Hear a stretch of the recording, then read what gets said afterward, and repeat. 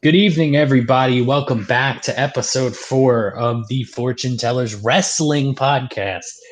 My name is Juffles, and I'm here with Teebs once again. Hello there. And we're here to review the Smackdown and Raw for the dates of January 7th and 8th, 2019. Right, so why don't we just jump right into it with Raw. There's no real big wrestling news other than AEW, am I correct? Pretty much, yeah. There's not really much happened this week in terms of WWE. Okay, so let's just jump right into Raw. You want to go ahead and start us off, and then we'll get this ball rolling. Yeah, sure. Raw started out with a big brawl, which was Bobby Lashley and Seth Rollins were brawling backstage. Yes, and it was kind of a neat start, I guess. It was interesting when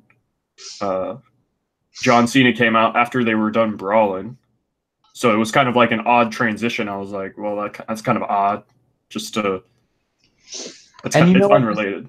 What I'm going to say is that this set up later in the night, obviously, what was going to happen. But it just kind of felt like it was like, it just felt like it was unnecessary. Like it definitely served no purpose other than to set up what was going to happen later in the night. Yeah. And of course for the 6-man tag. Correct, yeah. And I mean, do you remember when Bobby Lashley first came back and everybody was really excited and now nobody's excited? And people were talking about how cool it would be to get Lashley versus Lesnar. And pipe dream. Yeah, I don't think anybody's interested in that anymore. I don't think anyone's interested in Lesnar, which I'm actually gonna when we get to Lesnar, I have something to say, obviously. But oh yeah, I do too. Actually, that's something I forgot about because I mean that segment was forgettable, but we'll get to that.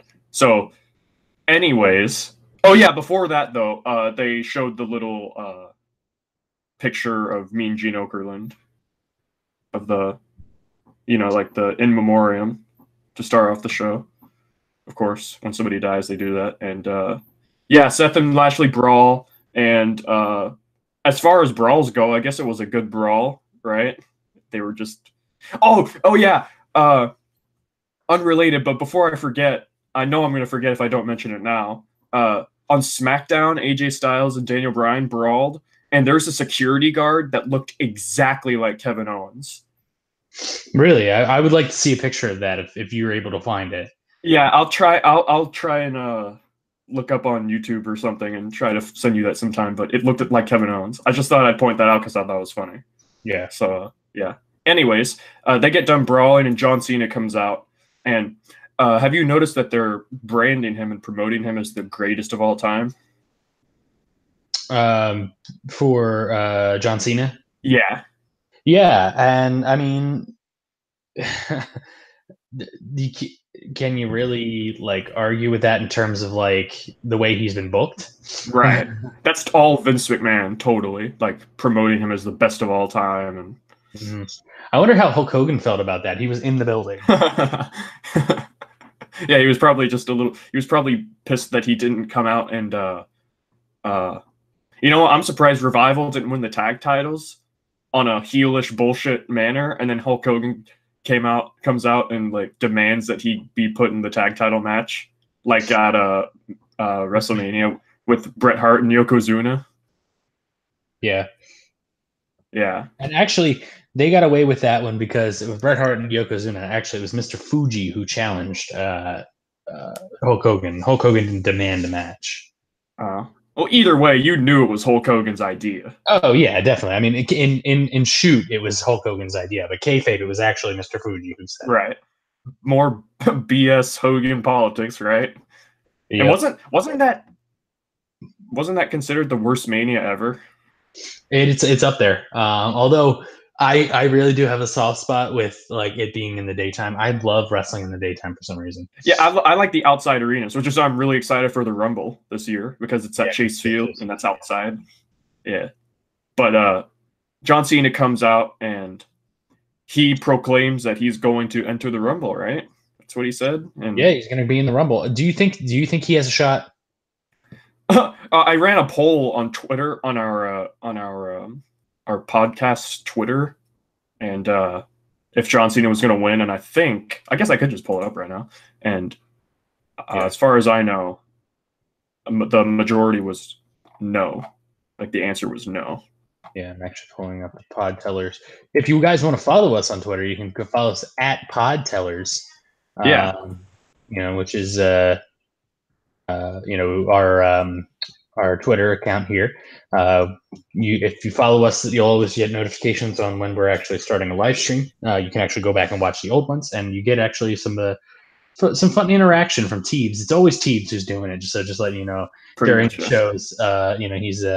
He's the guy running the thing. But we do have some pretty good interaction between a couple of people, so I'm actually really excited about that. Yeah. My poll was John Cena announced he's officially entered into the Royal Rumble match. Is he going to win? 36 people voted, which isn't like a great number, but hey, for us, it seems all right. And 72% said no, and 28% said yes. Honestly, I don't think he's going to. No, he's not going to. There's no way. Also, I love that when you put who's watching SmackDown or Raw, you put no SmackDown or Raw is poopy. Yeah, I just because I use the word poopy for some reason. I don't even know why. But yeah. So John Cena comes out and says he's going to enter the Rumble, and because you can just do that, just proclaim that you're in the Rumble. Well, when you're John Cena, you can do that. I mean, when you're John, why doesn't a jobber just come out and proclaim he's in the Rumble? Curtis Axel. Yeah, he got screwed that one year. Kurt Hawkins. Yeah. Well, he'll probably be in it anyways. He'll probably be the final two, just like in a comedy spot with Santino and Del Rio that one year. The 40-man Rumble. God, 40 men. The greatest Royal Rumble. No. Yeah. And John Cena comes out, says he's going to be in the Rumble, and then Drew McIntyre interrupts, and I thought, damn, we're going to get John Cena and Drew McIntyre. And Drew McIntyre cut a promo, he says he doesn't care about who John shares his bed with or his dumb haircut. And this is the second week in a row that they mentioned his haircut. Yeah, and McIntyre did put over John Cena as the best of all time. Like he said that in his promo. He said that he agrees that he's the best of all time. And I didn't notice this. I don't know. I guess I never really noticed it, but somebody pointed out during this, McIntyre is cutting a serious promo about Cena, and Cena has a tendency to just laugh and bullshit around while somebody's cutting a serious promo, and I don't like that. You notice that? Yeah, I noticed that's just a Cena thing, Yeah, it kind of like takes away from the promo. That's just a nitpick, but it's Cena. I mean, it won't hurt McIntyre, obviously. Yeah. But honestly, McIntyre being on the screen with Cena actually really helps. Yeah, I thought we were gonna get Cena and McIntyre in a singles match, and what if that's the Mania match? Ooh, that could damn. That could be a good idea, maybe, if it's done right. And he even talked about passing the torch too in this promo, didn't he? About Cena passing the torch to McIntyre. I thought McIntyre was saying he was going to forcefully take it. Yeah. Forcefully take the torch. Yeah. And Cena, of course, says, "What makes you so different than anyone else?" And McIntyre says everybody else is all talk, but he's going to show him that what he's about. So, and then frickin' it looks like it's about to be a one-on-one match, and then Lio Rush and Bobby Lashley come out and talk about how just your normal Lio Rush hype man promo about Lio said they're going to get a lawyer to sue Rollins. That was pretty funny. I like that. They're in a wrestling business, and they're going to sue a guy. Lawyer. Yeah, they're going to sue a guy for fighting. So, yeah, Rollins came out of nowhere. I mean, it was expected, but Rollins came from behind and attacked Lashley, and then Dean Ambrose came out to like give the advantage to the heels. And yeah, Cena was helping out, and then Finn Balor came out And yeah, I don't understand what Balor had to do with any of this, but I think because Balor is still like feuding somewhat with McIntyre. yeah, He's still I in think there. they needed a third baby face that was believable, and it was Yeah, because they don't have any, you know. That's true. Yeah, and we could talk about that too with the Elias and Corbin match. So yeah, the 6-man tag comes in, and it's Bobby Lashley, Dean Ambrose, and Drew McIntyre versus Finn Balor, John Cena, and Seth Rollins. And for the second week in a row, John Cena sold the entire match. Yeah, you can tell he's he's interested in like not taking as much of the spotlight, if you would say. And I mean, that's kind of cool. Genuine dude, and it's really funny because he's changed a lot.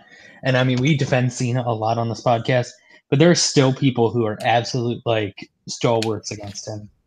Oh yeah, I gotta say this too. What do you think about? I read a bunch of times people on Twitter during Raw talking about, oh, it's the new era, but John Cena is opening up the show, and I'm like, out of all the things to complain about on Raw in this supposed new era, John Cena opening the show is really like the least of the problem. Mm-hmm. You know what I mean? Like, it's so what? So what you're saying is it's the new era, and you're complaining about John Cena opening the show. Okay, well, does that mean you're going to if Chris Jericho, let's say for example, were to open the show, if he were still with WWE right now, if he were to open the show, and he's 48 years old and he's been around forever, you know, if Chris Jericho were to open the show and do a match or whatever with somebody, would you be complaining then? Like, what's the standard here? Like, I don't get it. Like, John Cena opening the show is like the least of our problems, you know? So I don't really get that criticism. It's whatever. It's John Cena is a legend, you know? I didn't see anybody talking about, actually that's not true. I was gonna say I didn't see anybody saying anything about Taker and Kane and Michaels and Triple H with their feud, but that's not true because I did see that. So yeah, like you said, Cena sold pretty much the whole match, and Seth looked awesome in this match. You know? Yeah, I honestly thought the heels were going to take it at the end because when Balor got in and he hit the coup de grace on Dean. Yeah. And then right after that, McIntyre hit the Claymore kick. Mm-hmm. And I thought, and then he tagged him. He wasn't going to try to tag himself in. Yeah, yeah. Dean took the fall to Seth because Seth hit the curb stomp. Yeah. But I thought McIntyre was going to win it when he hit that Claymore. Yeah, but I thought he was going to tag himself in and pin Finn. Yeah, pin. The Finn pin. So yeah, freaking Seth Rollins was hot once he came in for the hot tag. And he did that moonsault. Eats him up. Yeah. He did that moonsault, which was really cool from the second like turnbuckle. What's that area called? Second rope? Yeah, well, it's on, like, it's the metal part, you know, that's holding the rope. Oh yeah, I don't even know. You know what I'm talking about, though? I don't even know what the name of that is. So I just call it the turnbuckle. It's not the turnbuckle, but you know what I mean. Yeah, whatever. He did that moonsault. And when's the last time you've seen Rollins do a moonsault? I don't know, but he is just like, he is just so like above everybody else. Yeah, I think he's probably like, who's the most over besides Becky Lynch? Becky Lynch is obviously the most over right now in the entire company, but is Rollins second, you think? Because how many people get the pop that he does consistently? AJ Styles. Yeah, that's true. He's really over too. Rollins, when his music hits, it's a consistent pop with the Burn It Down, you know? Yeah. Like it's consistent. Kind of like maybe Braun. Braun, yeah, but he's lost some steam for sure, sadly. Yeah, but he was so high above everybody else. Right. He was for the longest time, and then they just it whittled away, I guess. But yeah, I was surprised to see Seth pin Dean. Well, and then later on when let's not try to dwell too much on each match because I don't want a 2.5 hour podcast again. Right. That's why I didn't even take notes about the matches this week. So, so they win. The baby faces win. Seth comes like a bat out of hell because he sees that Triple H is talking to the Boston Hug Connection. Yes. And he's really upset. So he goes to the back and he demands that Triple H gives him Dean Ambrose one-on-one tonight for the title. And the moment I saw this, I was like, yeah, Bobby Lashley's causing him to lose. Yeah, that sucks. I mean, it made sense, but it was lame. Yeah. But yeah, so Triple H, he knocks Triple H's coffee cup out of his hand. Yeah. Kind of like it reminded me of when Chris Jericho accidentally ran into Kane with the coffee. You think this is about coffee? Yeah.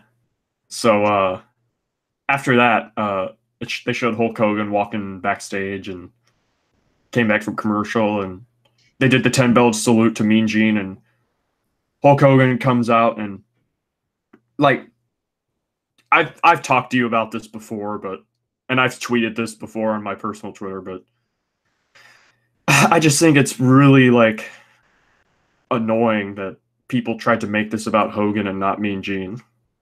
Also, what I'm gonna say is he did not get a Hulk Hogan pop. Yeah.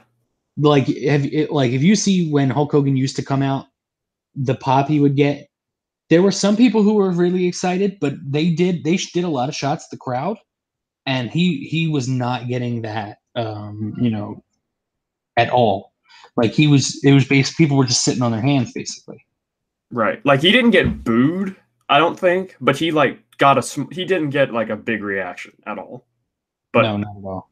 I just think it's kind of like, say what you want about Hogan. I don't like what he said either, and I don't like how it seemed like he only apologized for getting caught, but at the same time, the reason they chose Hogan was because Mean Gene and Hogan were like great friends, and their interviews and chemistry together was iconic. You know, it was some of the most iconic interviews in history. Well, that and like there's no Hulkamania without Mean Gene. Yeah, that's what he said in the promo, and it's just kind of annoying to me that they made it about Hulk and they didn't care. Like I did not want them to take Mean Gene's moment away just because of Hogan and his old thing, and I can put that to the side. Is all I'm saying for this moment, you know. And they showed a video package for Mean Gene, which was amazing. And WWE's video package and like video guys are just awesome. Like they're the greatest in the world at what they do. And it was pretty emotional, to be honest. I don't really get emotional much, but it was great. And Cole cut this promo talking about how he name dropped a bunch of people about and like that have passed on. Yeah.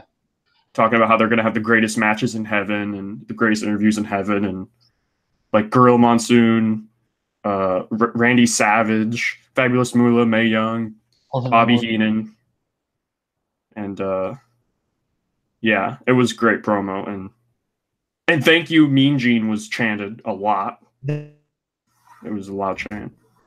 So I have nothing wrong with that segment at all. I could put my thoughts about Hulk Hogan to this. What? Did you just cut out? Oh, I'm here. Oh, okay. I could put my thoughts to the side about Hulk Hogan for this segment, you know? Yeah. Like, Hulk Hogan being in this segment did not take away from it at all. He did a great tribute to him. So, you got any thoughts about this? Yeah, and it wasn't really, like, I don't know, like, Hulk Hogan made it about Mean Gene. He didn't make it about himself, which was great. Right. Like, he brought up himself because of his legacy with him, you know? Like, that was always going to happen, you know? So I thought it was an awesome tribute, and I don't care about, like I said, I'm not about, like, I'm just, when it comes to stuff like this, I try to look at that and not. I think it also is a testament to how, like, outraged people are about, like, anything that happens, you know, in wrestling.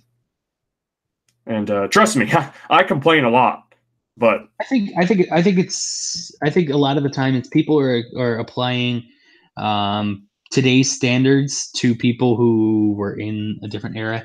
Now I'm saying I'm not excusing in at all what Hulk Hogan did and said. Right. But I think like a lot of times, like what people talk about with Ultimate Warrior, with him being homophobic and everything like that. Yeah. Like I think they're putting a little bit too much emphasis on, you know, what is acceptable today rather than what was acceptable back then. Right. Yeah. And hell, they even they pulled the Moolah Battle Royal name because of her stuff. Well, and then he name dropped Moolah. Yeah, that's true. And yeah, that's true. I didn't even think about that. But yeah, it's a really interesting situation we're in, talking about stuff that happened back in the day, and it's very odd. People will look up anything. People will look up tweets from the past, you know, that people said. And not to say that they're okay, but everyone's going to find something to be outraged about. And I put all that Hogan crap to the side because of Mean Gene. It was about Mean Gene. I didn't care about anything else. This was about Mean Gene and his moment. And I'm glad that the promo and everything was great, and it wasn't like, it didn't take away from it at all. I didn't have any bad feelings during it, you know? So exactly. That's just my opinion.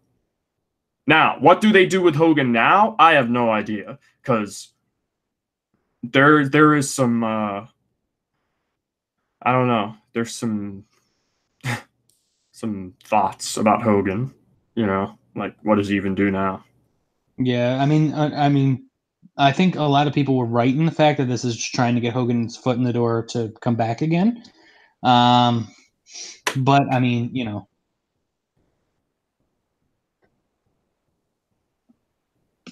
Was that it? Yeah. So no, my girlfriend was asking me a question. Sorry. Oh, it's okay. Yeah. Well, we can talk about that some other time. What they're going to do with Hogan next, but promo was great. God rest Mean Gene's soul, and yeah, that's all there is to that, pretty much. And yeah. Next up was the tag team title match for the Raw tag team titles between Bobby Roode, Chad Gable, and Revival. And this, I didn't know this until they started the match. This was a lumberjack match, like out of nowhere. Mm-hmm. I didn't even see this on Twitter that it was announced it was a lumberjack. Well, I saw that the lumberjacks were out there. Yeah, I saw that, but like before the show, you know, like because before the show they were just billing it as another match, like another tag team title match. But I don't know what the point of the lumberjacks were, like at all. What was the point of the lumberjacks?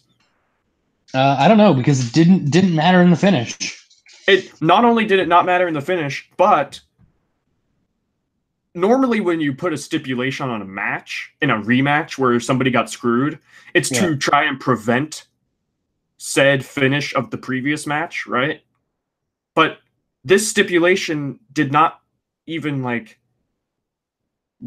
guarantee the prevention of what happened in the last match, you know? It was just a lumberjack match for no reason. I don't get it. But surprisingly, the lumberjacks did a great job. They didn't brawl. They didn't get into the heel versus faces lumberjack shenanigans as they always do. You know, as far as lumberjack matches go, this was done well from the lumberjack perspective. You know, and of course there was still a fuck finish. So Revival or faces. I don't know why. Yeah, I don't know. Well, and I thought it was funny because at the very end, Victor was like trying to help the Revival. He was like, "Yeah, it was under the rope." Yeah, that's true. Even the Ascension care about the dignity of the tag team division. And yeah, what was it? Chad Gable or Dawson had Chad Gable in a small package near the ropes. So Bobby Roode pushed Gable to so he was pinning Dawson, but Dawson's foot was under the rope, meaning it should have been a rope break. And of course, the ref didn't see it, and they were screwed yet again. So, damn, they will literally come up with anything to not give those titles to Revival. Yeah. Is this their plan on turning the Revival face, because it's working? Yeah, they're totally good guys. First Lucha House Rules, then they got screwed last week or whatever it was in the previous tag title match, and now this. They are absolutely good guys in my opinion. And they talk about keeping tag team wrestling alive or whatever. These promos they're cutting aren't even necessarily, in a certain lens, heel promos, you know? So, I don't know. This is a weird dynamic they got going on. So, I don't know what they're going to do. I guess they'll have another rematch. I guess they'll have a Punjabi prison match at the Royal Rumble. And, yeah. I'll tell you what they're going to do. They're going to have a steel cage match, and they're going to do the finish where both of them hit the ground at the same exact time, but they give the win to Roode and Gable. But it turns out that Revival's feet hit the ground first. So they were screwed again. So yeah. What was after that? Oh yeah, they showed the NXT video package again. I'm not even going to mention that anymore. I'm just sick of seeing it. I'm excited to see them, but this is like Emelina all over again. You know? Remember how they kept showing the Emelina packages nonstop? So, yeah. Next to it was Elias, and he was singing his song, of course, and I don't even remember much of the song, to be honest with you. And by the way, have you seen how stacked the Men's Rumble is at the moment? No, I haven't. If you look at the current confirmed people that have entered into the Men's Rumble, it is stacked. Mm-hmm. It's got a lot of stars in that match. There's going to be jobbers, obviously, but damn, that match is stacked. So, anyways, Baron Corbin comes out. He goes on about how, whatever. I don't even remember much about this, because honestly, who cares about Corbin versus Elias? Do you? No, and I don't understand why Corbin. I mean, I guess you can't just have Corbin lose over and over and over again. I wish he would. Yeah. So you leave my baby boy alone. Yeah, I know you love Corbin, but this match was kind of like nothing to me. It ended with Baron winning with the end of days. It was like a really standard match, I guess, and I don't know. They don't have many established faces at all. So what do? They Baron Corbin, of all people, the dude who has been universally hated for the last 3 months, pins an organically over face when they are short on actual credible faces. So I don't get it. Whatever. I guess this means we're gonna get a Elias Baron Corbin match again, like a rematch. Because this feud isn't ever gonna end. You do know that. Do you think Baron Corbin has a snowball's chance in hell of winning the Royal Rumble? No. I don't think so. I think it would be hilarious if he did, though. It would make sense.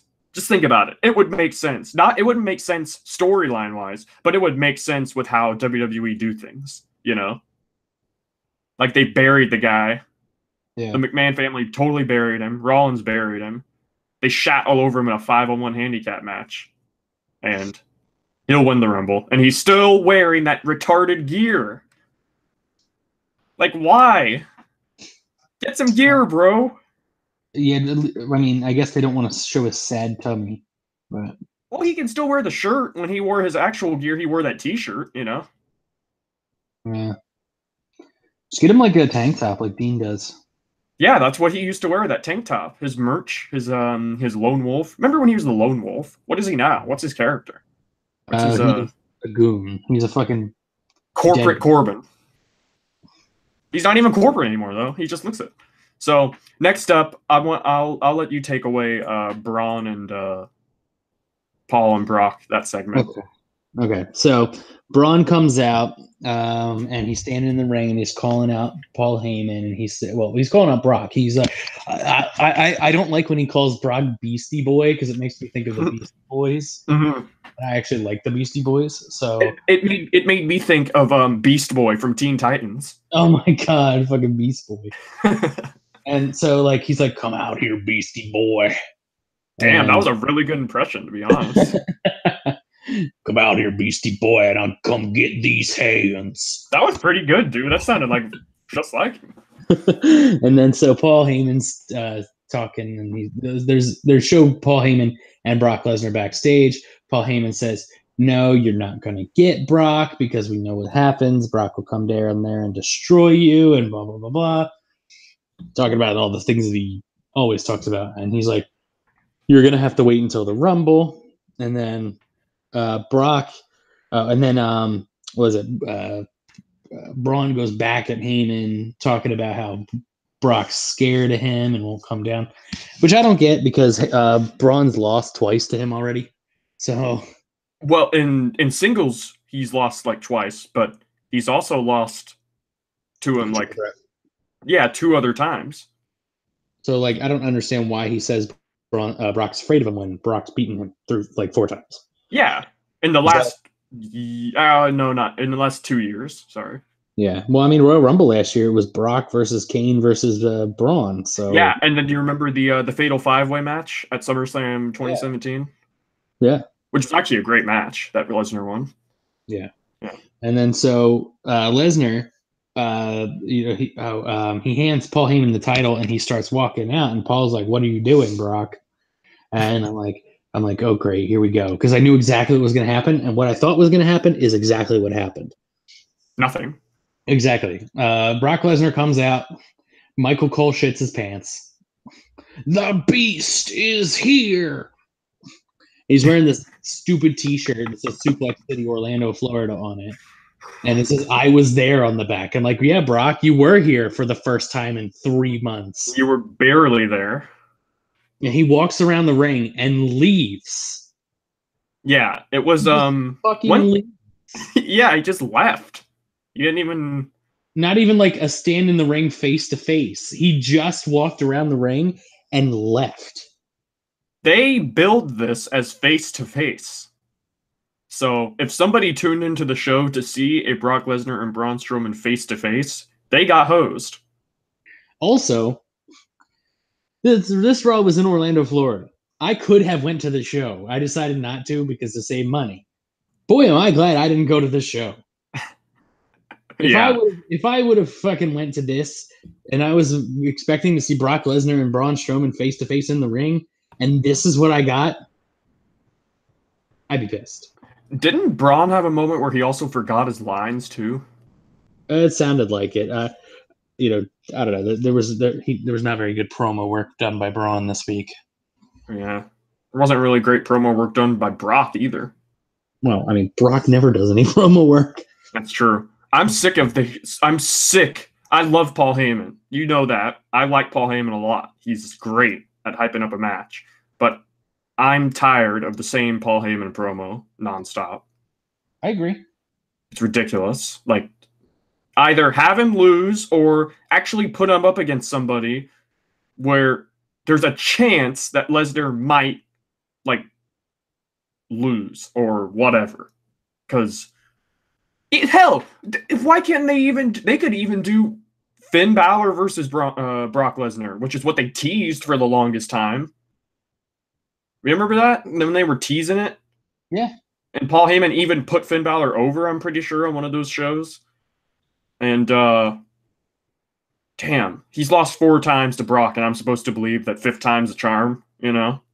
Like, I couldn't care less about this match. And... they'd have done nothing to make me interested. Do you remember last year when Braun Strowman, when it was the Kane and Lesnar match, that Raw where he brought down the scaffolding on everyone. Yeah, that was amazing. Dude, I laughed my ass off at that because I thought the spot was amazing. But before he did that, when he looked at that grappling hook, just the way he looked at the grappling hook before he did it, his face, that was good stuff. So yeah, we don't get that Braun anymore. Braun hasn't even done anything in the last, what? I think he's still hurt. Yeah, that's why he hasn't been wrestling. He's still healing, but he'll probably be okay by Rumble to lose.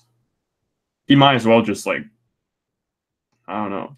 They might as well have just elongated the injury angle and had him come back months from now.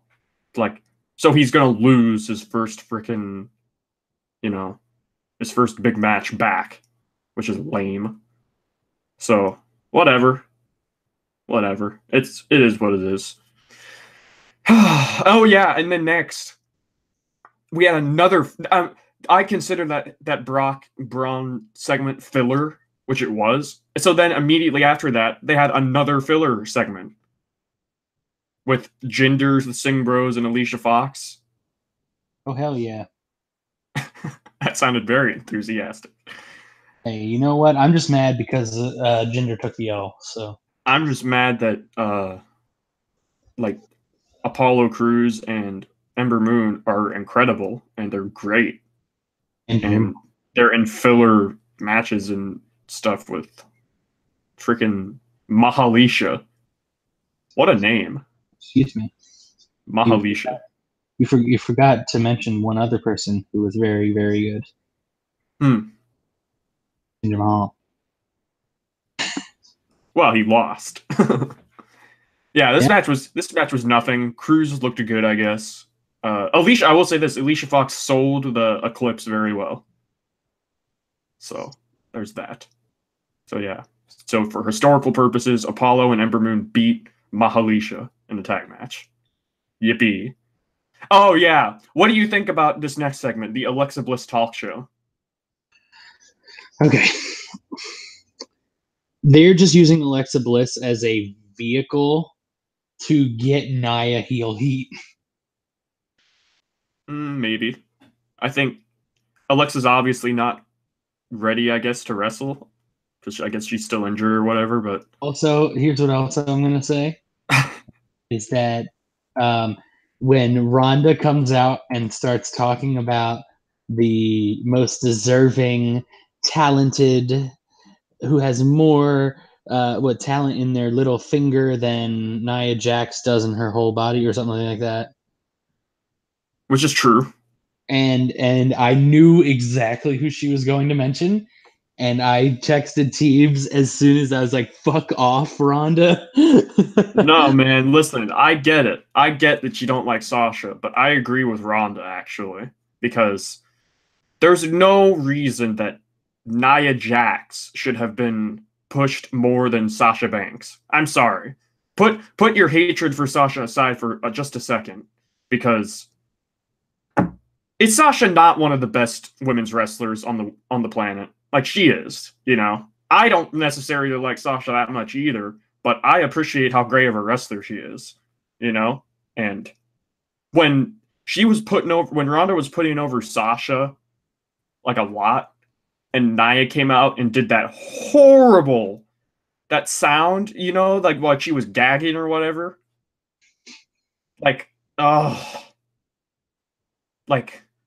Why? Is Nia Jax not the most annoying person on the planet?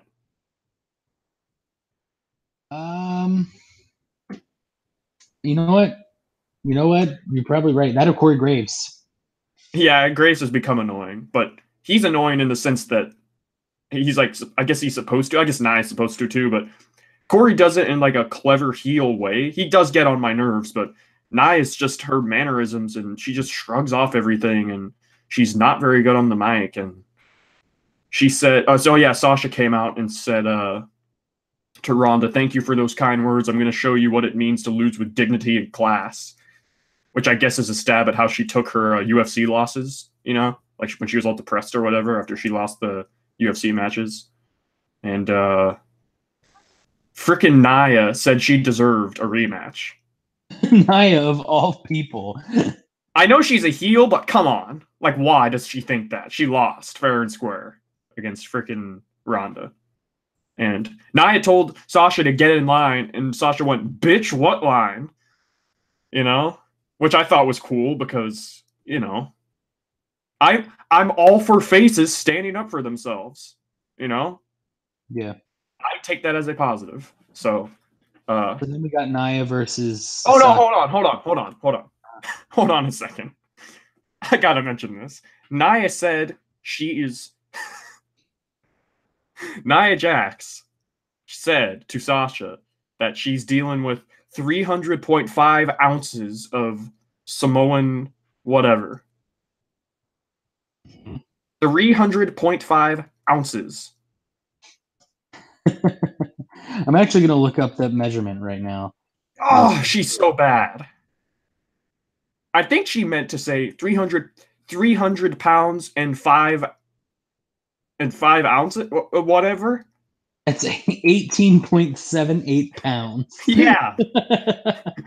Nia Jax is 18.78 pounds, I guess. Damn. Huh. How about that? So, she's so bad on the mic. So Sasha said, you know, I'll put my you and me, whoever wins gets to face Ronda. So I guess she's the general manager now. She just makes the matches, right? So, Nia proceeded to say the word bitch like 4 times after that. She said she's the bitch or whatever. She's not a bitch, she's the bitch. So I guess I don't know how that went backstage because it's a PG show and they're only allowed to swear so many times. You know what I mean? So yeah. This match, Nia Jax and Sasha Banks, women's championship contenders match. And I don't know what to say, dude. I don't even know if you saw the match or not, but I skipped most of it because I pre-taped Raw, and spoiler alert, I didn't watch SmackDown live. I just watched the highlights because I had some shit to do. But honestly, I had no desire to watch Sasha Banks versus Nia Jax. I don't have any desire to watch Nia Jax in general, no matter who's wrestling her. yeah. Yeah, I think everybody's soured on her. I mean, everybody was soured on her forever, but honestly, like I don't think I mind her as much as she didn't have such a bad attitude. yeah, she's just there's nothing positive about her. I'm sorry, not even like her PR stuff is that big of a deal. In all honesty, you know what I mean? Like, say what you want about her the anti-bullying stuff and body positivity and whatever, but like that's not even like a big deal anymore. Like it doesn't even matter. Like nobody likes her. She's not a good role model. You know? No. Her attitude's shit. I went on that rant last week about her tweet that she made. I don't need to rehash that. But it's one thing if you're talented and you have a bad attitude like Shawn Michaels was, you know? Mm-hmm. Like he was horrible backstage and he was like he was a terrible person. Yeah, he was horrible. But he was like one of the best wrestlers of all time, you know? But Nia doesn't even have a good attitude, and she's not very good. She got called up way too soon, and it showed in this match because she did she took Sasha out the ring and did a military press onto like this like box thing outside out in the crowd area. Uh-huh. I don't even know what that it was. It was like a big box for like equipment or whatever. So Sasha broke the count, and they did the thing where Nia lifts Sasha up on her in a fireman's carry on the ropes on the second rope, and then she like drops her, you know, on the rope, and that looked jerky. And I just think, damn, Sasha's not going to be able to walk when she grows up. And what was it? This spot though when they were on the apron? So yeah, you sent me a video of it. Okay, so to set the tone, since I can't really show it on this unless I screen share, but I'm not going to do that. Mm-hmm. So they're both on the apron, Nia and Sasha. They're both outside on the apron, and Nia is like on one knee. She's on one knee, and Sasha is at the post. In fact, I'm gonna watch a GIF of it just to just to better my thoughts about it, so I can get a better explanation. So Sasha does the thing where you know how sometimes people when somebody's on one knee, they'll like step off of their knee and like hit a move or whatever. Like they'll jump onto their knee, kind of like Ronda does. You know that move she does where she knees her opponent in the face, where she like steps off of him, kind of like that. Sasha runs to Nia on the apron, and she hooks up. She hooks in like she's gonna do a Hurricane Rana off the apron, right? She puts her legs around Nia's head, and she goes like clean, like she's doing a Hurricane Rana. So Sasha just fucking like falls to the ground and like lands badly, you know? Like she just lands not very nice. And Nia does not go. So I have no idea what this spot was supposed to be. I don't know if the plan was to do a Hurricane Rana to the floor where Nia follows Sasha, because it's a Hurricane Rana off the apron, or if the spot was Sasha was going to plant Nia's head into the apron, because we've seen that before, I think. Yeah, I'm watching it right now. I feel like it was supposed to be a Hurricane Rana where Nia takes a back bump onto the floor. Yes, that's what I thought, too. But Nia if the spot was she was going to get hit off the apron, she didn't even sell that. So either way, Nia made this look terrible. Sasha did what she was supposed to. And Sasha took this fucking bump for Nia, and Nia didn't even sell anything. Wow, way to go, Nia. Way to go. And I'm not looking for reasons to shit on Nia. It's easy to see. Nia, like, was supposed to go, and she didn't. Sasha took a bad bump, and Nia didn't even sell. That pisses me off. If I were Sasha, I would be pissed off that I took this big bump, and Nia didn't even go with it. So, yeah, you have no idea how happy I was that Sasha won this match. She tapped out Nia with the bank statement. And how many times have we seen Nia tap out and she thinks that she's hot shit? Too many times. Too many times. Yeah, Sasha's the new #1 contender for the Raw Women's title. Ronda and Sasha at the Royal Rumble, which should be a great match. If Ronda could get good matches out of Nia Jax, just think about how great Ronda and Sasha will be, you know? I mean, I think it's going to be a good match. Obviously, you know my feelings about Sasha Banks, but I mean, I obviously think it's going to be a good match. Yeah. So, just whatever. Nia's Nia. Nothing's ever going to change. She'll probably be in a big Mania match, you know? So right, against Becky Lynch. Yeah. I'll cry when that happens. So, you'll cut your nuts off. I'll cut my nuts off, yes. I'm still at 2 nuts, I think. We're both still at 2 nuts. Okay. Yeah, let's start getting this going, because I don't want to have a 2.5 hour podcast again. Yeah. This was the main event. This was the False Count Anywhere match between Seth Rollins and Dean Ambrose for the IC title. And honestly, this was I love False Count Anywhere matches because there's a lot of creativity that can be had. They went backstage, got thrown into some shit, like some backstage equipment or whatever. Yeah. As far as I think it's kind of funny how wouldn't you have a False Count Anywhere match to like the reason you do a False Count Anywhere match is to like finish the match outside the ring, right? Well, that's what I think. I mean, I don't understand why it would have to be False Count Anywhere. Yeah, like it might as well have just been no DQ if they were going to finish the match in the ring. You know, I don't get that. I mean, at least Bobby Lashley comes out of this looking really strong. Yeah, that's what they need. Just they had a good creative little match, but I saw Lashley coming. like you said. Oh yeah, yeah. I mean, it was definitely telegraphed because, like I said, that's why they had the brawl earlier on in the night. Yeah, just it was lame though. You know what I mean? I always talk about how all I want in the show is for things to make sense, and while this did make sense, It was predictable. it was way too predictable, and they were fighting all throughout the arena and having a fun little match. And anytime where a match goes like outside the ring and backstage is always cool, you know. Yeah, and I think they should have gone out into Orlando and just like had some fights over at Universal at Disney World. You know, that would have been my house. They could have come to my house. Yeah, if they were in what's the state they normally go to when they have those golf matches? What do you mean? The Gulf of Mexico matches or whatever, where they have to throw their opponent into the Gulf. Well, that was the Long Island Sound, wasn't it?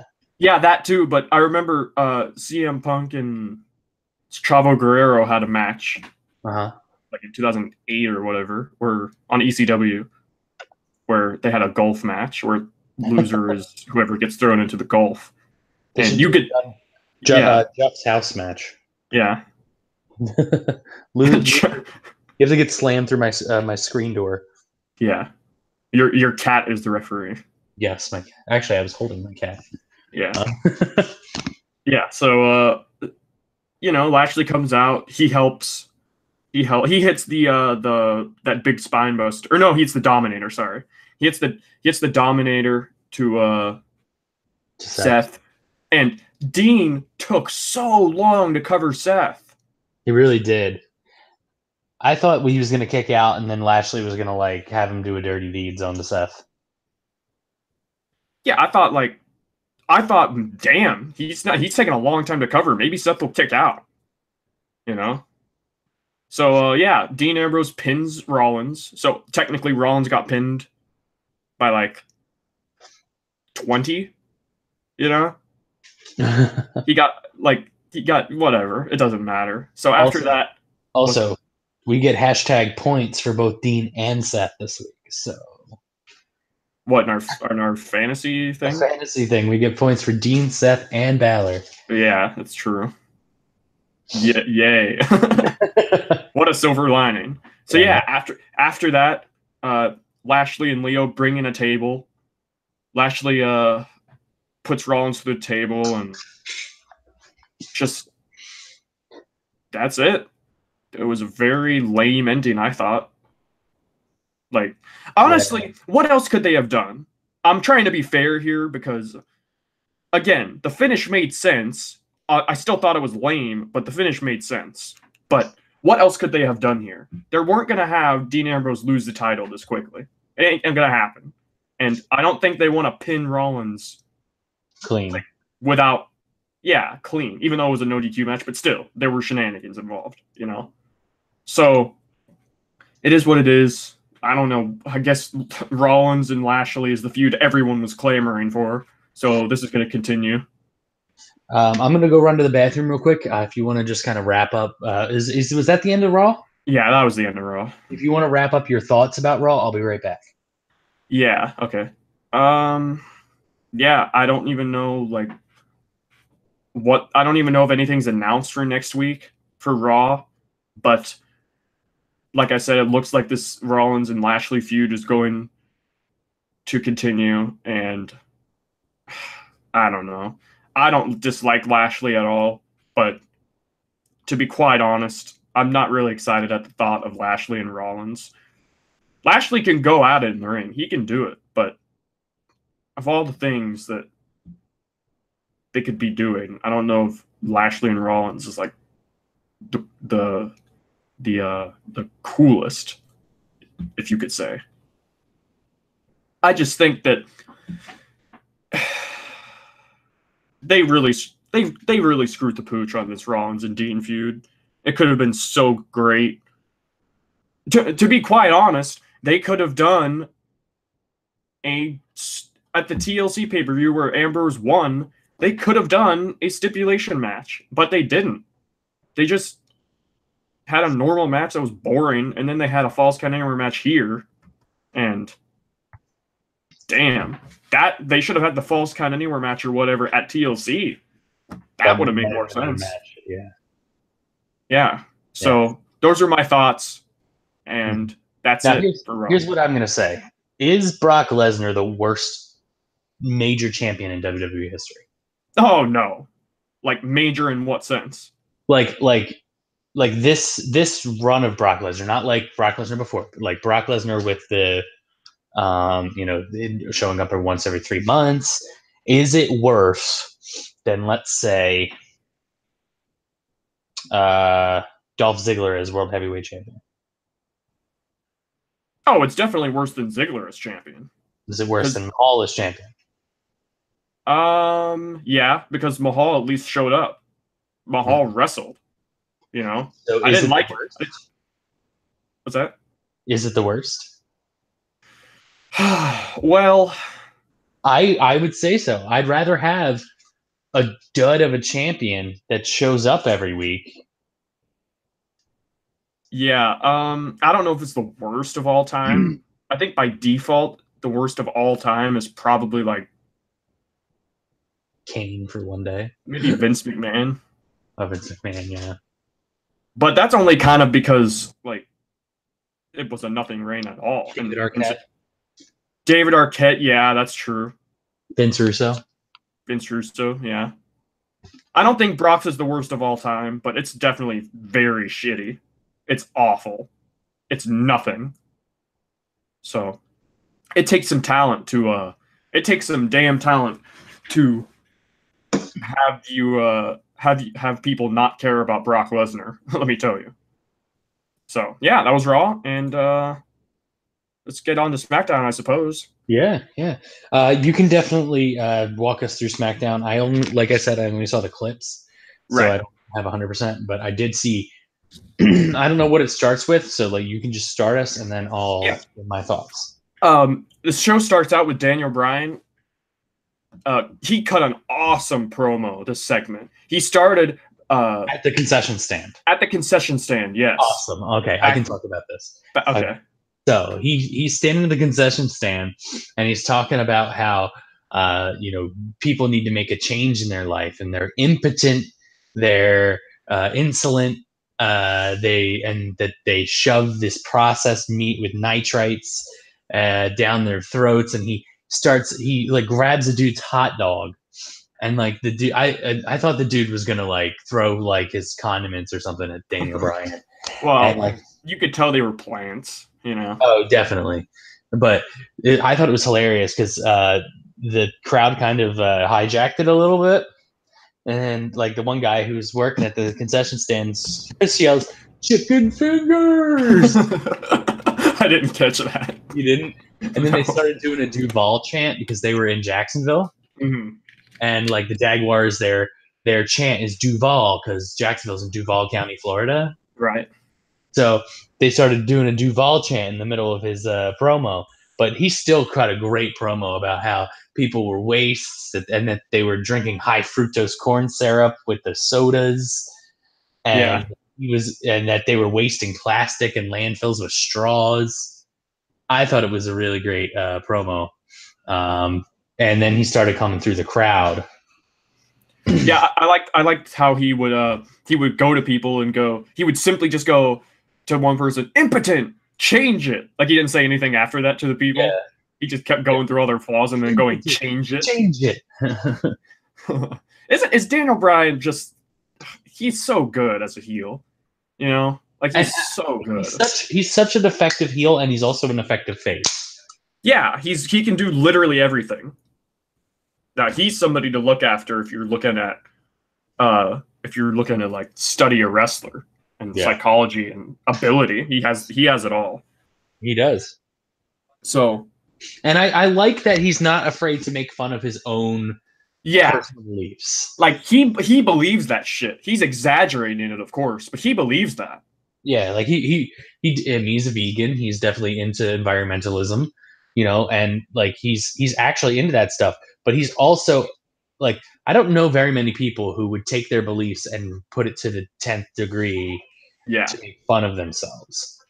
Because even Jack Swagger, Jack Swagger isn't like a nationalistic, right winger. So yeah. I don't know. Yeah, Daniel Bryan is He's definitely something. Yeah, he knows it'll get a reaction. He knows that people will hate him. I'm hoping that he's having fun doing this because wasn't there rumors that he was going to leave WWE? There were rumors, yeah, because he didn't renew his contract for the longest time. Uh-huh. I think his contract came up in like October or something like that, and I assume he renewed. Yeah, I think so. But yeah, they weren't doing anything good with him since he returned. They had like the greatest return story in history, and they just botched it horribly. And now he's champ. So I'm glad they turned that around because he's one of the most entertaining parts of the entire company. Imagine how much AEW wants him. Yeah, they'll pay out the ass for him. Shahid Khan is like licking his mustache. Yeah. Look at Daniel Bryan. Well, he probably already makes a shit ton of money, even without merch. Yeah. But, he cut this promo talking about how everybody's impotent and wasteful, like you said, and he goes out to ringside and then all of a sudden, R-Truth just randomly attacks him. Yeah, he says everyone's weak, and then R-Truth just comes out of nowhere, and it's cool to see that R-Truth is serious. Like he's a comedy act, but he's like, this is continuity, This is continuity because 2 weeks ago they could have just done a one-off where 2 weeks ago R-Truth was attacked by Daniel Bryan, and now they're actually paying it back and calling it back out, and they had a match, and it was a pretty quick match, Daniel Bryan R-Truth, and this match was pretty. I just now realized this match was pretty damn quick. Didn't really do a whole lot, and I think people overlook how good R-Truth is as a wrestler. Like Truth is actually really good. He's funny, he's entertaining, and he's actually a damn solid performer. So, Truth really didn't do a whole lot. He started to mount a comeback, but then Daniel Bryan hit the running knee for the pin, and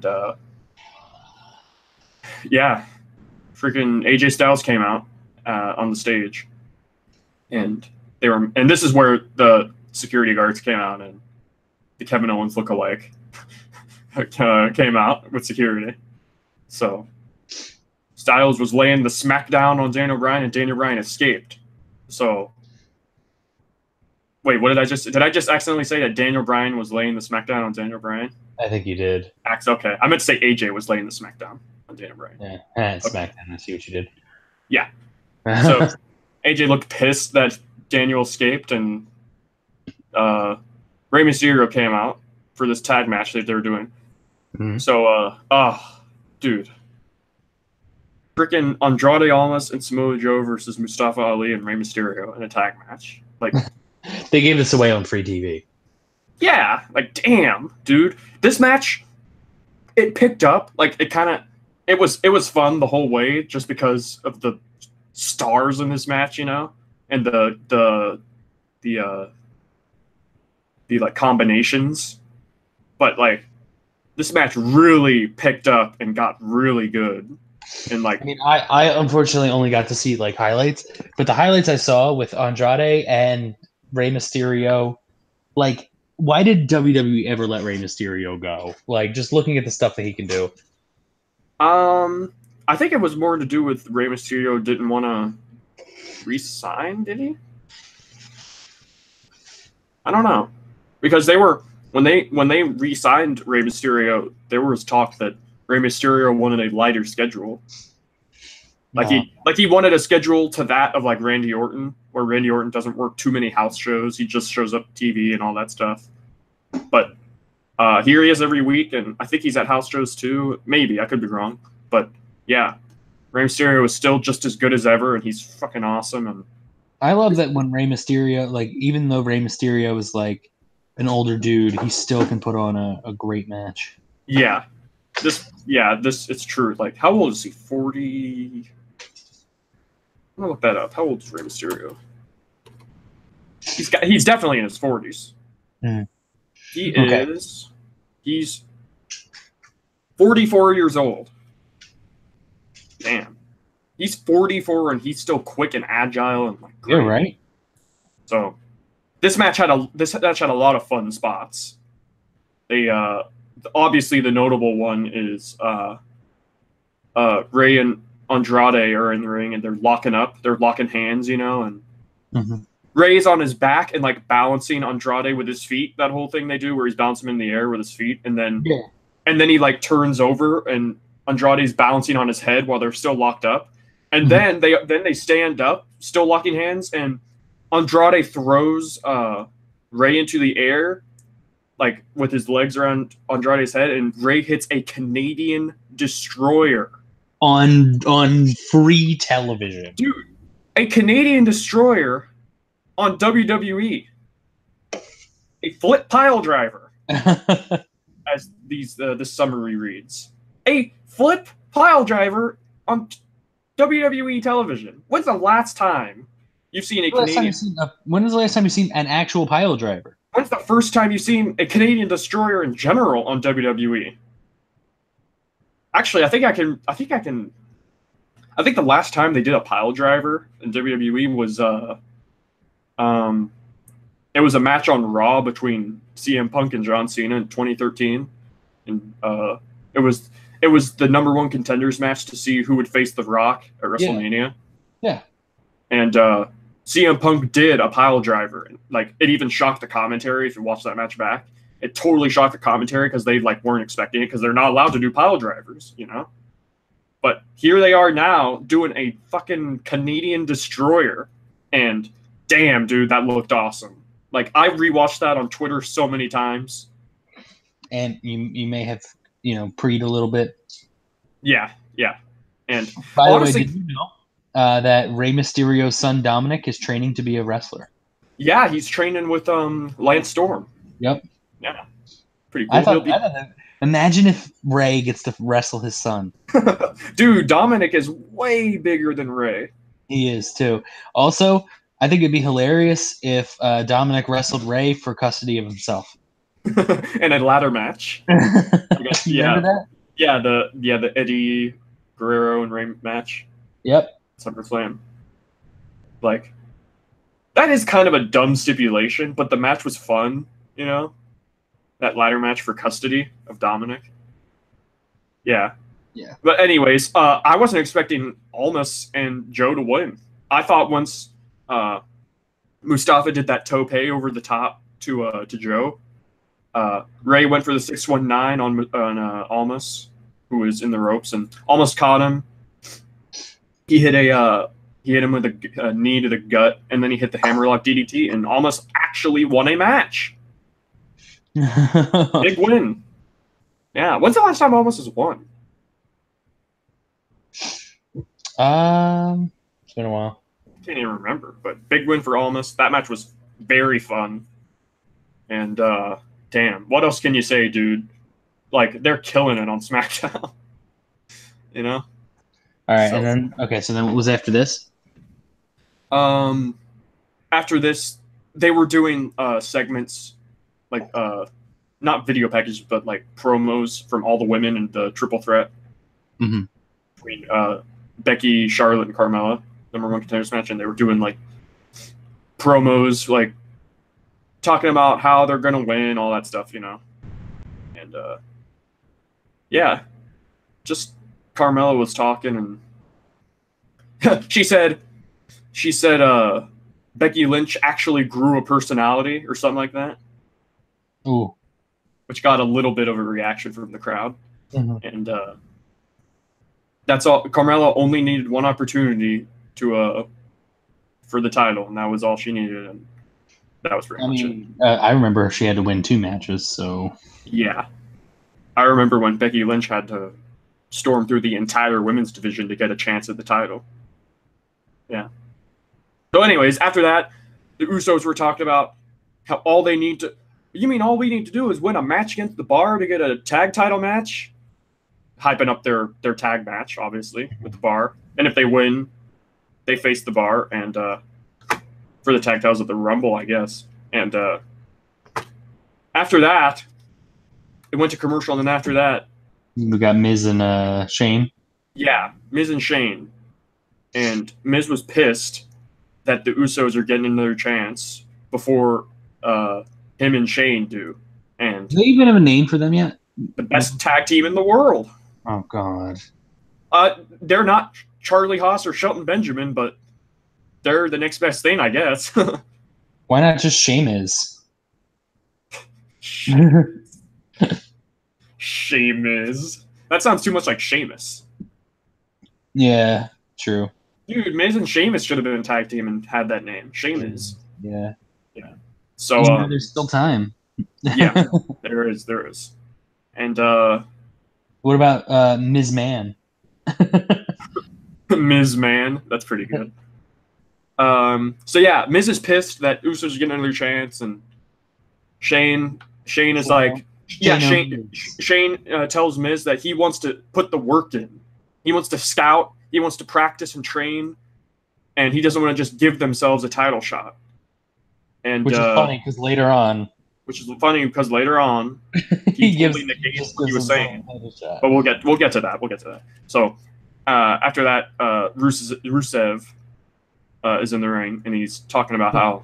Can we also talk about how Rusev's going to be a daddy? Yeah, Rusev announced. Lana announced on Twitter that Rusev and Lana are having a baby. So that's why they had to write her off TV. They wrote her off TV with a freaking normal back bump. They couldn't have done something spectacular, you know? Why not just announce that she's pregnant? I mean, that would be a great baby face. Dude, imagine if she took that bump and I'm not going to say that. Never mind. Okay, Lita. Yeah, I'm not going to say what I was going to say. That's way too hard. I'm not going to say that. But wait, then Nakamura can come out and punt a baby. I wasn't thinking that, but that's funny. They should do that. But Lana is supposed to be a wrestler, but she took a simple back bump, and we're supposed to believe that she's all hurt and stuff. But come from a man, though. Yeah, that's true. So Rusev is talking about how Shinsuke crossed the line because he caused Lana to be hurt, and Shinsuke is in the TV production truck, and he's like, "Well, it's your fault, Rusev," and he plays the video, which I mean, I guess it is. Technically, it wouldn't have happened without Nakamura, though. I guess, but yeah. Also, like, is Rusev ever going to have the upper hand in anything? Like because then he goes storming looking for the truck, and then he gets ambushed by Nakamura. Yeah, and I thought it would have been cool if after Nakamura destroyed Rusev backstage, he goes down to the ring and picks up the title that Rusev left in the ring to go chase after Nakamura.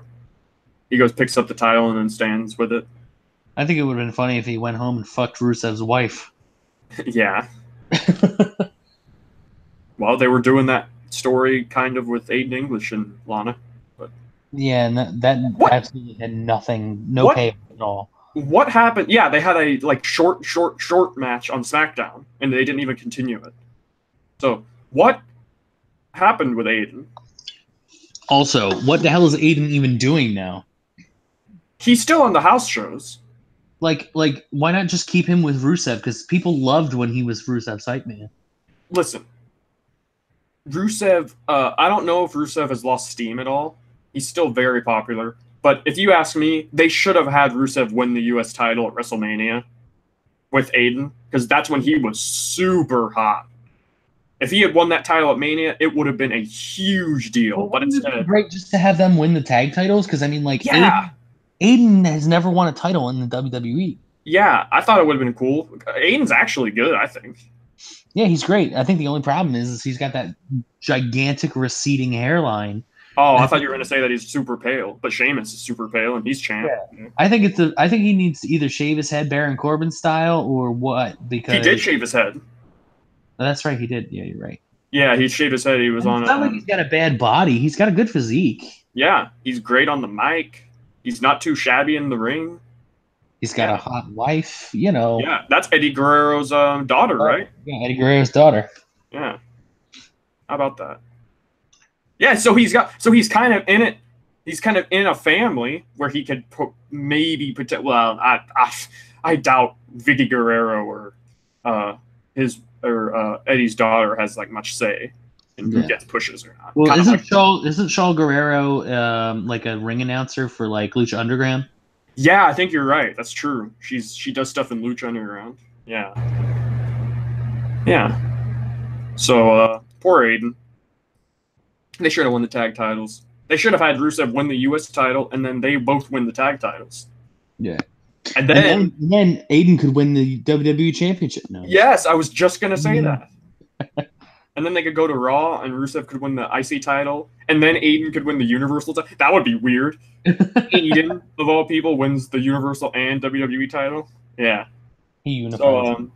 So yeah. And then Lana could win both women's championships. Yeah, and the upcoming women's tag titles. Yeah, just Lana and Lana. Yeah. So yeah, Shinsuke lays him out, and that's the end of that segment. He walks off smiling, and Nakamura is awesome at being a heel. The devious laughing heel. Mm-hmm. Japanese are really good at that, you know. That's borderline racist. What? No, I'm saying their psychology is great. Oh, okay. I'm saying they're great at like looking like totally like devious and maniacal, and I don't know. Is that racist?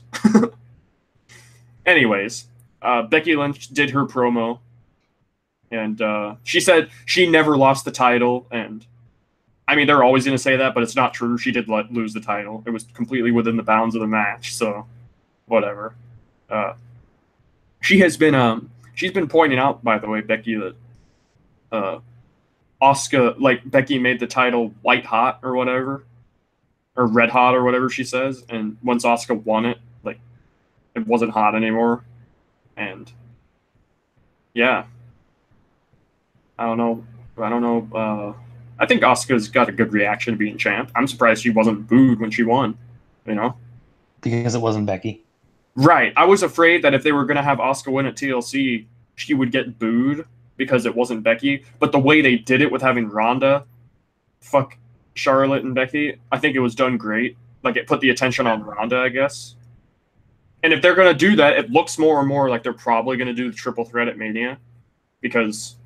Well, if they do the triple threat, what do you think, or who do you think is going to go against Asuka?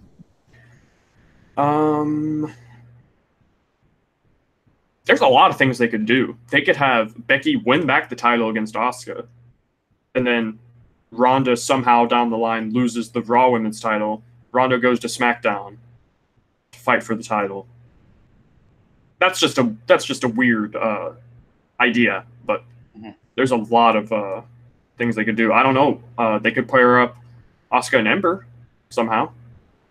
Maybe Ember could win the Royal Rumble. And I don't see that happening though. Yeah, that ain't gonna happen. If it were me, I wouldn't even have Becky face Asuka at the Rumble. Yeah, but we already know that's what's happening. So yeah, maybe they'll pull a Roman. Maybe Asuka will win, and so that the fans don't shit on Asuka. If Asuka does win, they could maybe have Becky like shake hands with Asuka. You know, maybe. Who knows? They could do anything. I'm very interested to see what they do now. But, yeah. They showed a recap of the Mean Gene stuff after that. And the only time I don't mind a recap, you know. And next it was the Bar and the Usos. And if the Usos win, they get the tag title match against the Bar at the Royal Rumble. And this match was kind of fun near the latter parts. I thought it picked up and... what can you say? It's the Bar and the Usos. They're awesome, you know. And yeah, exactly. You're not gonna get a bad match out of any of those four. Right.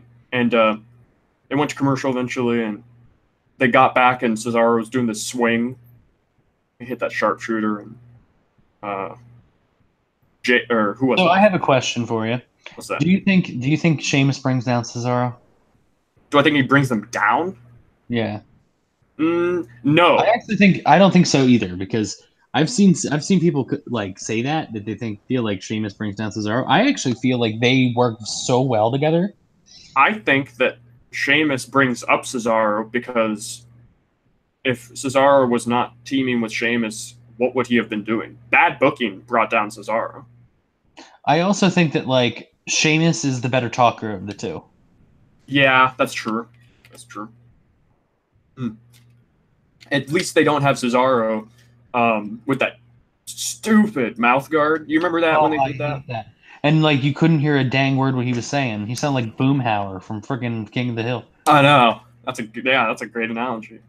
But yeah. Cesaro went off the top rope and he got super kicked. Mm-hmm. And Jay is crawling to the corner, like just slowly, agonizingly slow to try and get Jimmy in. And then hits Mandy Rose's music. Our favorite feud, right? At least that's Corey Graves' favorite feud. Oh, Corey Graves just won't shut up. Yeah. So she comes out and she's just wearing that towel, of course, and she's like, "Have you seen my tight gold shorts and my tight gold top in your hotel room?" So she's like debating him, you know. Mm-hmm. And that forces Jimmy to miss the tag, that old thing. And I thought they made Jimmy look like an idiot. Oh, obviously. Yeah, first it's making Naomi look like an idiot, like you said, and now they're making Jimmy look like an idiot because he cost his team a tag title match. Because he got kicked off the apron, and then Cesaro hit the Gotch neutralizer on Jay, and they won. And then as Cesaro and Sheamus are celebrating, The Miz comes out and demands a match, like Miz and Shane, you know, against the Bar, yeah. and miraculously, they accept. He bro-kicked Miz and went, "We accept your match." Like, why? Well, aren't the Bar kind of heel?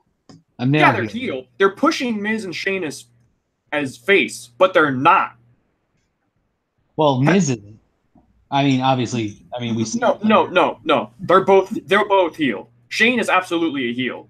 I still will not forget how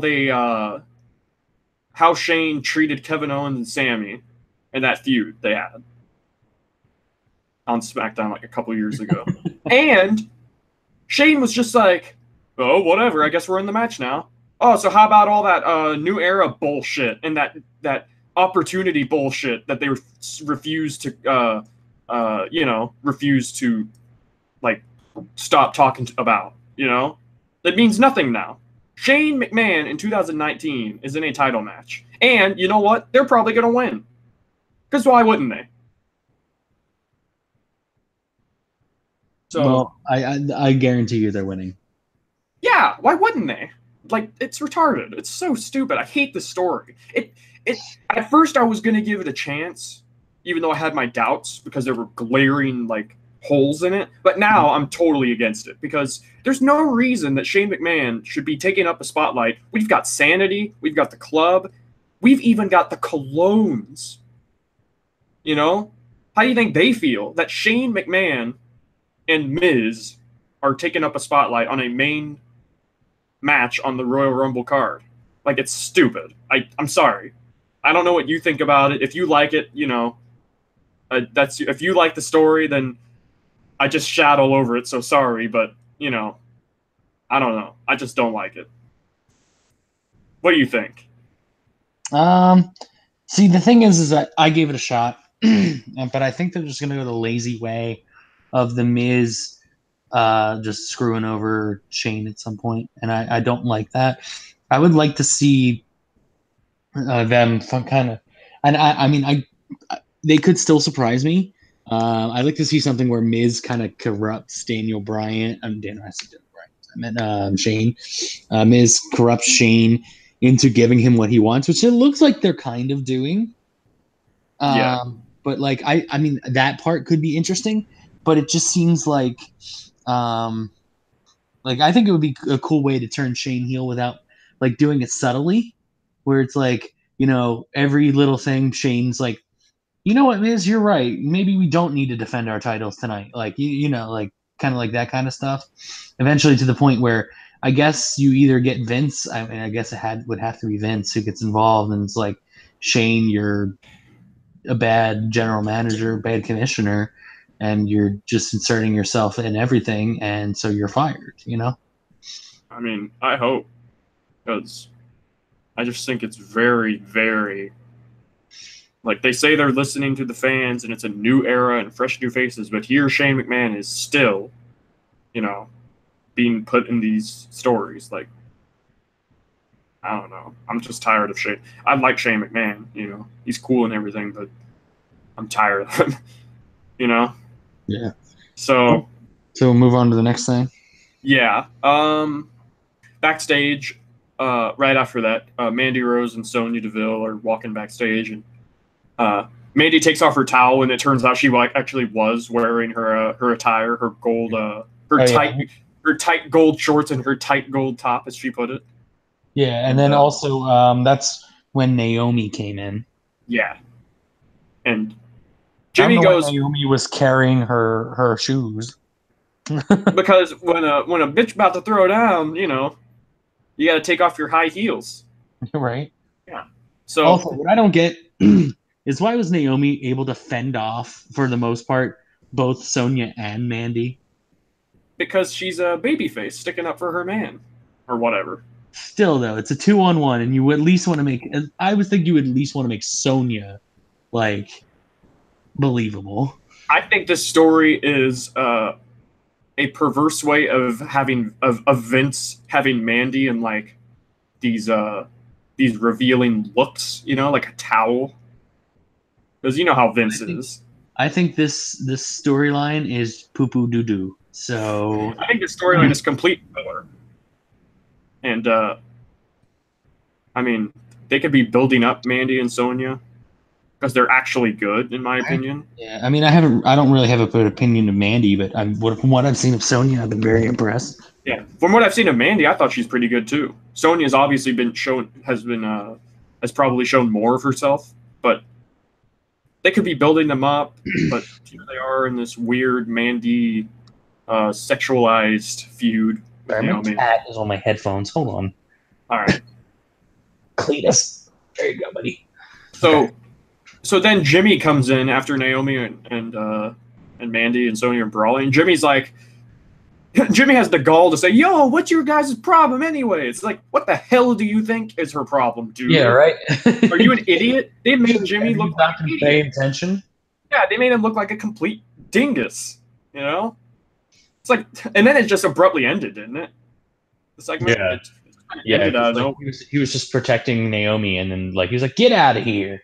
Yeah, okay, that was odd, but yeah, that was that, and they did the Charlotte part where she talked about how she's been on the top forever, and she's her legacy, and she's gonna reclaim her title, and that was pretty much that. And yeah, comes back, and did you see this Daniel Bryan promo?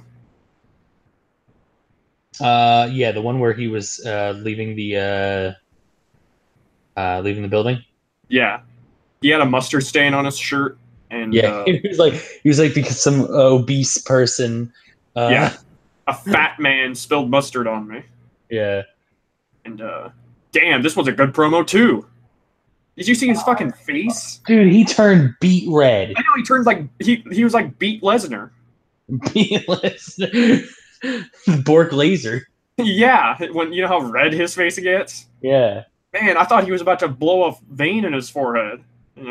Man, God bless Daniel Bryan. He is putting way too much into it, and the fans don't deserve it. I think they're into it. I don't know what they do at the Rumble, honestly, because this Vince and AJ thing, this honestly could go either way. AJ could win the title back. AJ could lose, and that sets up Vince doing whatever, Now I'm thinking, if he loses, who challenges Bryan at Mania? Oh man, R-Truth, AJ, right? I mean, R-Truth. R-Truth. Mustafa Ali. He wins the Rumble at Yeah, Mania? Hell no. I mean, I would love that, but it ain't gonna happen. There's really no other babyface. Yeah, that's true. Like, Rusev, but you because can. well, they could be building up Mustafa, but he's like so new. I don't see them doing that. He They're could not be gonna. there. He could be his Fastlane opponent. Yeah, yeah. Like they could have done it. They could have had him versus Daniel at the Rumble, which is what everybody thought was going to happen, but it didn't. And I'm okay with AJ, but I'm just interested to see what they do at the Rumble. If AJ is going to win back the title, or maybe I love to see Daniel Bryan versus Nakamura, but they're both heel. Yeah, so. Yeah. They don't really have many faces like top contenders. Who do they have? Rey Mysterio, maybe, but he's not big enough. Yeah, he just kind of returned, and he's like not. He's established for sure, but they haven't been pushing him in a big title picture role yet, I guess. But that's because I got it. Kane. Oh. Yeah. Dude, it would be Mayor Kane, the Republican mayor of Knox County versus the heel SJW liberal Daniel Bryan. Oh, dude, we should fantasy book. We should. You know what we do? Yeah, I think we should do on our next one-off episode. We fantasy book the worst possible WrestleMania matches we can think of. Oh, well, that's easy. Exactly, but I think it'd be very fun. Yeah. All right. Well, what was after that? Oh yeah, this is when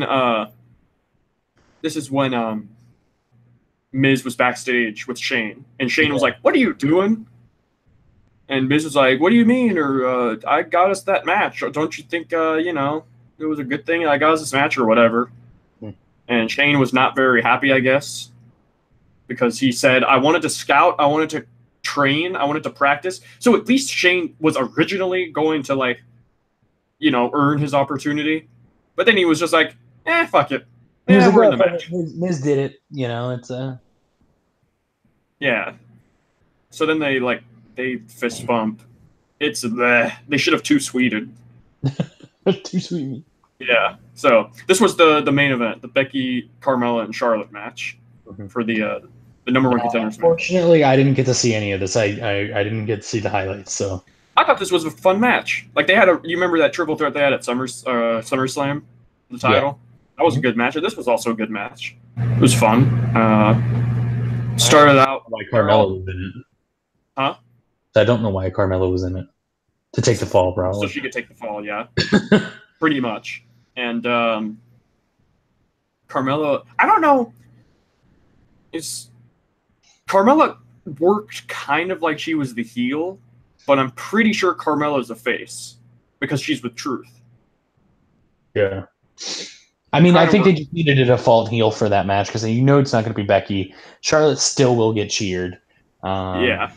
So, I mean, it had to be Carmella. Well, Charlotte's been getting mixes of cheers and boos. Yeah. Because Charlotte's definitely booked like a heel right now. That's true. But either way, it doesn't really matter. Carmella was just there to take the fall.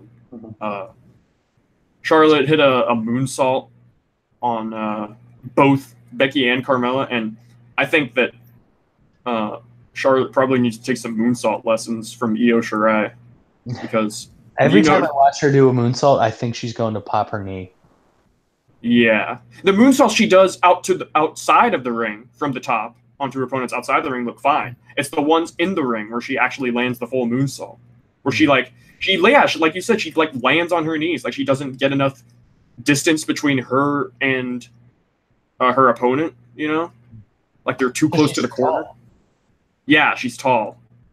And also our friend Tim in the NJIF, he met Charlotte and she touched his shoulder. Whoa. Yeah, and and there's actually a thing where you're not supposed to touch the wrestlers, obviously, and she actually touched him on her own will. So wow, that was polite of her. Yeah. So I think Charlotte had a thing for him. Yeah, well, Tim does look like Sami Zayn. Maybe she just thought she was taking a picture with Sami Zayn. Yeah, right. Well, actually, there is a picture. I don't know if you've seen it, Trenton, of Tim with Sami Zayn. Yeah, I have seen that. That looks trippy as hell. We should put that like in the description. Like Yeah, right. Or make it the thumbnail or something like that. Yeah. We actually should probably. Yeah, right. Wait. Hold on. Let me text Don. I can definitely get that picture from him. Okay, I'll go through the match while you do that. Yeah. All right, so she hits this moonsault and she pins both of them, but they both kick out. Where they do she pins one of them and then they kick out, and immediately pins the other. She kicks out, and Carmella hit this Frankensteiner off the top, where she does the handstand onto where she does the handstand in the corner, and then she wraps her legs around Charlotte at the top, who's sitting on the top rope, and then she hits a Frankensteiner, and that was kind of a cool spot. And then Charlotte did the moonsault outside from the top onto Becky and Carmella, and sometimes when she hits that, it kind of looks like she might miss.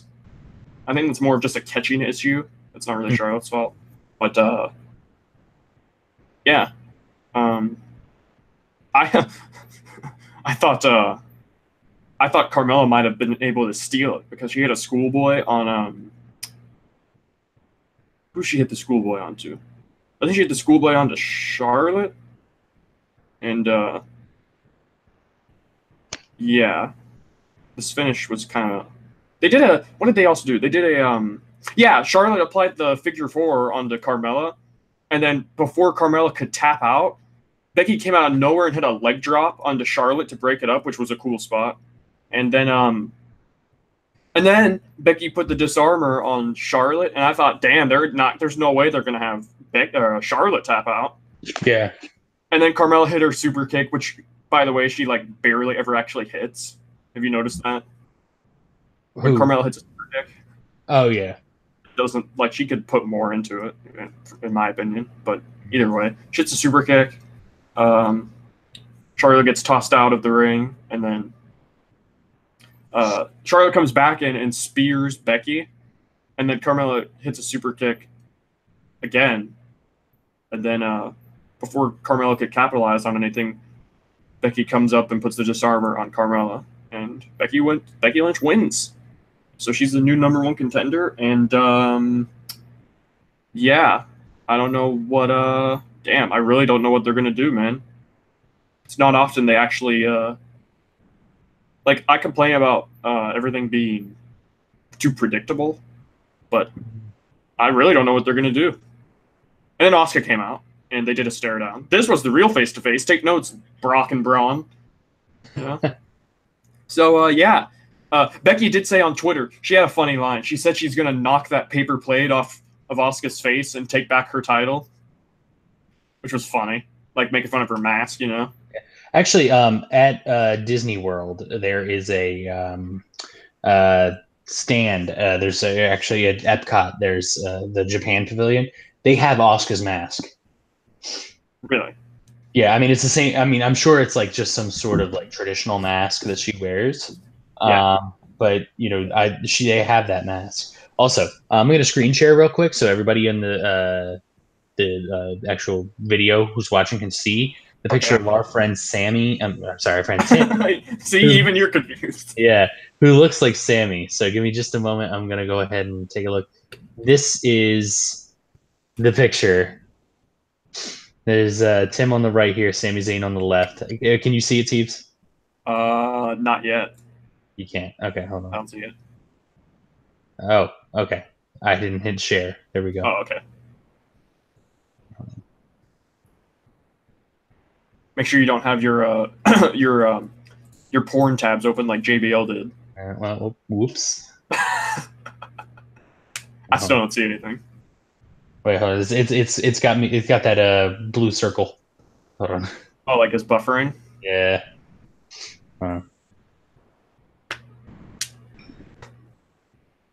The payoff better be worth it, I guess. But I guess I could just open it. Maybe it doesn't work. Maybe it doesn't work if you're going live. Uh-oh. I got a not responding on Google Hangouts. Uh-oh. Hold on. Abort mission. Here, let me try and screen share because I really want to get this picture out. Mm-hmm. Hold on. I wonder if I can share. Am I sharing? Can you see anything? I'm still getting the buffering, so I have no idea. Let me check on the actual video. Like, I can open up the video on my phone. I mean, good thing we're pretty much done. Do you see it? Do you see it? I'm sharing it right now. Hold on. Do you see it? Do you see it? Oh, I can hear myself. Oh, sorry. Yeah, that was me. No, I don't see anything. It just has the fortune teller's little logo there. Okay, then, I'm stop sharing. Whatever. We can like link it somewhere, but yeah, definitely. Actually, you know what? It tweeted out from the Pod Tellers account. Should we get his permission first? You know what? Yeah, let me text him real quick. It's probably a good idea. Yeah. Hold on. Wasn't there another picture that you sent where it wasn't Tim, but it was somebody else that looked exactly like Sami Zayn taking a picture with him, like actually cosplaying as him? Yeah. I'm asking him, can we share the pic of Sammy and you on the pod?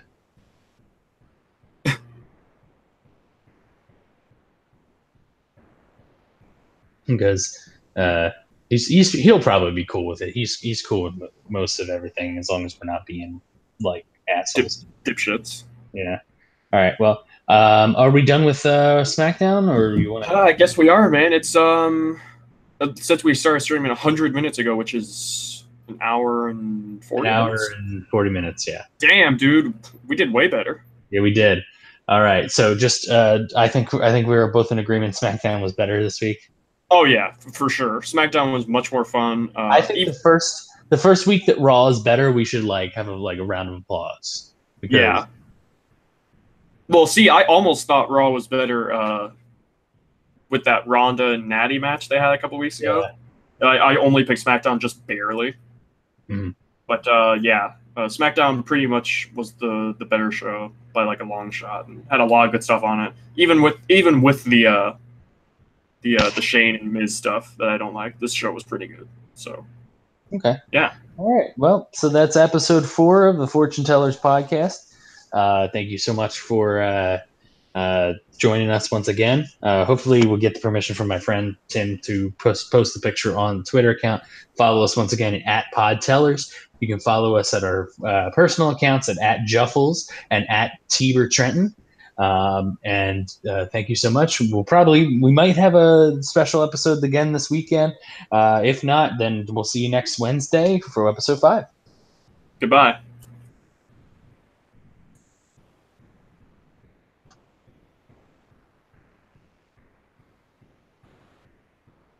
We still live?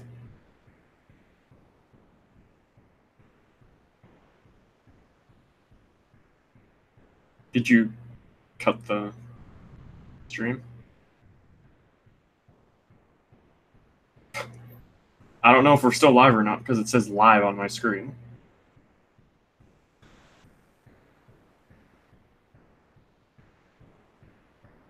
This is awkward.